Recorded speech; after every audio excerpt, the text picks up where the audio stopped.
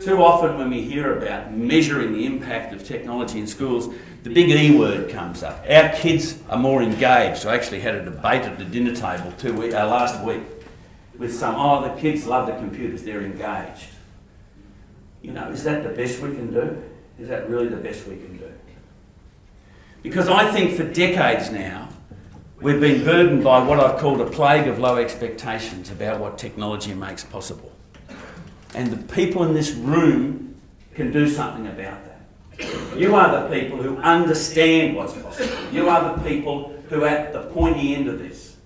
You are the people who have to be the thought leaders in our schools to help our peers and our school leaders better understand how technology can impact on the learning environments for our young people's futures. And I think it's interesting, Amara's quote here, which says, you know, we do tend to overestimate the effect of technology in the short run, and we underestimate the effect in the long run. So it's interesting to ask, where do you think we currently are? I'll put 3 points up there. Turn to the person next to you. I'll give you 30 seconds to have a chat with them, then we'll have a vote around the room. Those people who think we're at point number 1, put your hands up, please. We're still overestimating. Those at point number 2, the intersection, we've got it pretty right. Put your hand up, please. Those at point number 3, put your hand up. And point number 4. Intriguing, again. I can't say what's right or wrong. I think the question's definitely worth asking and definitely worth having a discussion about the answers that you give. Because what I want to try and do now is just set the context in which we're talking about the institution of school and what it should and could be for the future for our young people. And I'm not telling you anything you don't know in this little piece. You've all heard these pieces. Some of you may have seen some of the slides. I apologise. But there are things happening here that we're not taking notice of. And as the thought leaders in your schools and in your sector and in education, it's critically important that we arm ourselves with this information so that we can help school leaders, policymakers be better informed about the possibilities for our schools in the future. And the quote there from Michael Welsh, just restates what we know. It's this notion of abundance versus scarcity of information. And so much of the way our schools are structured is still structured around scarcity. It's still structured around the sort of curated knowledge coming from a teacher or a textbook or a library. That's not the world our young people are growing up in. It's not a time of change. It's a time of exponential change. Just coming here, I heard the radio ABC. Same phrase came up here. And I don't know that, I've got to say, this is a political statement. I think we've been asleep at the wheel in Australia for the last decade. This has got nothing to do with politics, let me tell you. But just straight up, nothing makes me more cranky than the way we have talked for over a decade about this crummy looking mining boom and building how, it's not about the mining boom setting our economy broke, it's the housing boom. I mean, are we really serious? Do we really think we can structure our economy on those two notions? Where is the thinking in this place about technology, about innovation, about science, about engineering? Do you ever hear a public discussion? Do you ever hear a politician, do you ever hear a politician stand up and passionately defend the need for us to invest in that for this country's future? If we're looking for something to take over as the mining boom flattens out, then stand up and be counted and ask for this to happen right now in this country, because we have this opportunity. And I know that a number of you will be aware. You've been, from a distance, we watch what the Americans get up to, and I've spent way too much time over there. It's over there 70 times for something ridiculous. And I can tell you there are many things about the American systems that are challenging, most notably the way they treat the public schools, the most inequitable systems in the world. But when it comes to rebuilding an economy, and you saw where they went after the GFC, they didn't go out there and say, can you give me some government handouts? Can can we dig some stuff out of the ground? Or can we build some more houses? No, what's happening in the American economy is all happening from technology startups. There's a bigger boom going on over there, way bigger than anything we saw in the internet boom of the 90s. And we are just not paying attention. So I think we've got to take note of these things that are happening outside our schools and what the impact of this abundance is. As I said, you've seen this graph or something similar, some absurd notions about the amount of information. It almost now just flows over the top of us. I think this one, and by the way, a couple of these slides are off Mary Meeker's internet report. If you don't, everyone's probably sure you already do, but if you don't, it's like, I think she does a better job of giving us a bit of a snapshot of where this thing's going, give us some sort of tangible pieces of information that we can use as reference points, because this conference isn't about you.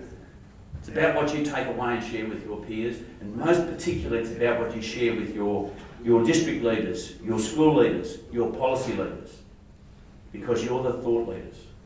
You're the only people. The biggest problem we have is that too many people in positions of influence and power and responsibility in our schools are not well informed about what the technology makes possible. That's not a criticism of them. They've got way too many other things on their plate. But it's important that you, as thought leaders in this area in your school, take the time and equip yourself with the information to have them be better informed so they can make better decisions about what they do. But I just thought 1 billion photos uploaded every day. Pretty big deal. Billion.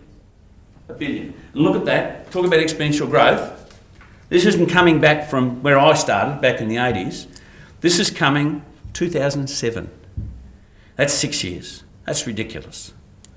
And, you know, you look at this one, Snapchat, you'd all know, it's, you know, you send a message or a photo and it sits up there for whatever number of seconds you say, 3 to 5, 10 seconds or whatever else. And Snapchat, I think's up to, what have I got here, 140 million photos, and they share every day. But it's not that number that's interesting. What's interesting is down here. Company started in May last year. So from a start-up in May last year, they now got this company moving at that speed. I mean, that is just ridiculous, the rate at which it's happening. That's what exponential looks like. So in the 80s and 90s, we always said, change, things are going to change. It's not the change piece, it's the rate of change that we have to react to now in our schools. I haven't put this up here to share one piece of it with you. You all know everything that's on that slide. But I put it up here as a reminder for myself about this rate of change. You see, back in 2009, way back, that is 3.5 years ago, this Gartner report came out, and one or two of you may have even seen this slide when I popped it up, a couple of you did.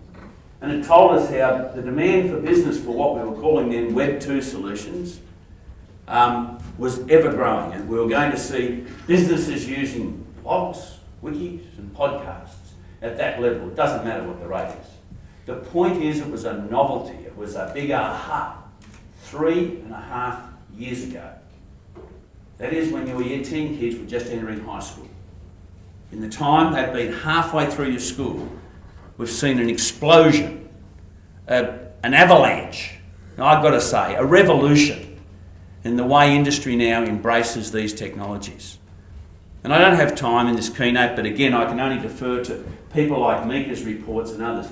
If you just put aside an hour and just start lurking and moving across the web and starting to think about the way industry is shifting, in the way it's functioning, this is the sort of realities that maybe some of us, I don't even know that we could have dreamed of 10 years ago.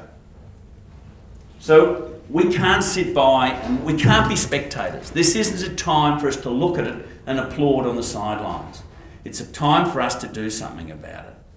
You know, it's not just about the impact on banking, music, every aspect. If you want, you know, the one time it gets mentioned in Australia is poor old Bernie Brooks at Myers, you know, stands up and says, but people aren't coming through the front doors of Myers. Okay, you don't have anyone to serve them, Bernie. But other than that, it's just, well, it's a fact, isn't it? Has anyone ever seen that? Anyway, that's another thing. Yet, funnily enough, what stores do they all flock to?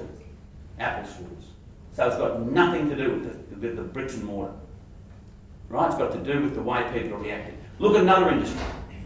Politics. So think of the print industry, newspapers. And look what Fairfax are doing in Murdoch. They're trying to eat each other at the moment over the politics.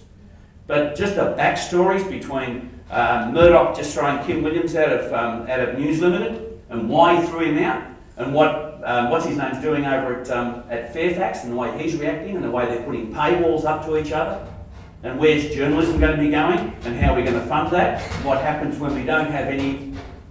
What happens when we don't have any more classifieds?